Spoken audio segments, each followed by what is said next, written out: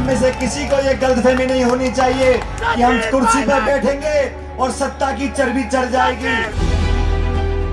आप दोनों सुन लीजिए, टाइगर जिंदा है।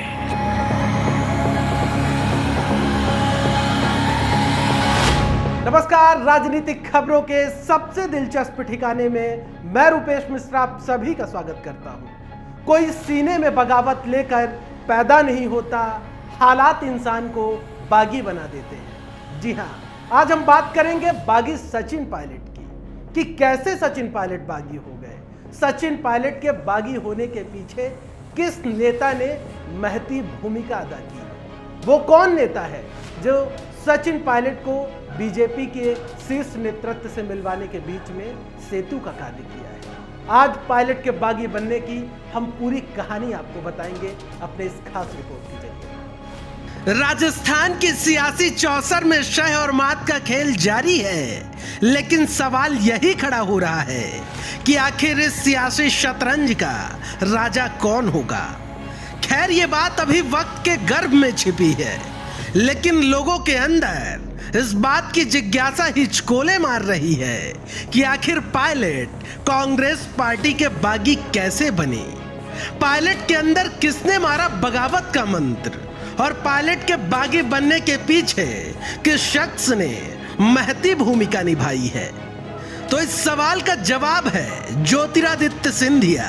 जी हां, मध्य प्रदेश के सियासी चौसर के कद्दावर नेता ज्योतिरादित्य सिंधिया जब कांग्रेस से बगावत की थी, तब भी पायलट का नाम खूब सुर्खियों में आया था। यहां तक कि पायलट सोशल मीडिया तक में ट्रेंड करने लगे थे।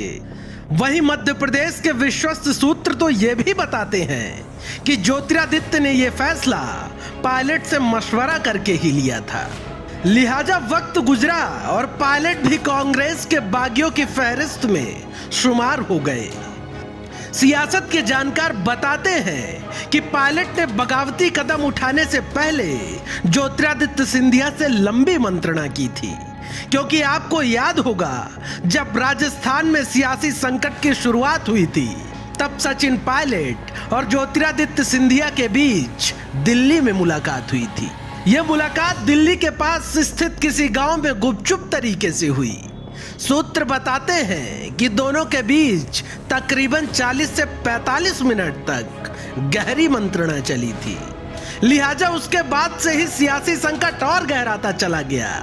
कुल मिलाकर पायलट के इस बागी तेवर के पीछे एक नहीं बल्कि कई किरदार हैं, जिनमें एक सबसे बेहद अहम किरदार है ज्योतिरादित्य सिंधिया का।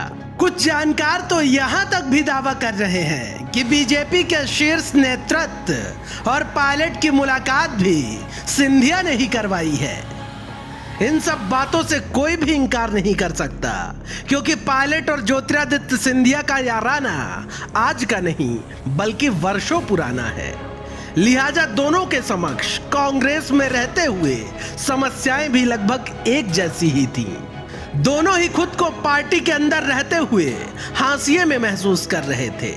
लिहाजा दोनों ने रणनीति भी मिलकर बनाई होगी। लेकिन इस पूरे सियासी ड्रामे में दिलचस्प बात यह है कि पायलट ने अभी तक कोई पत्ते नहीं खोले हैं। सियासत के जानकार तो यह भी बताते हैं कि पायलट की खामोशी भी सियासी रणनीति का एक अहम हिस्सा है।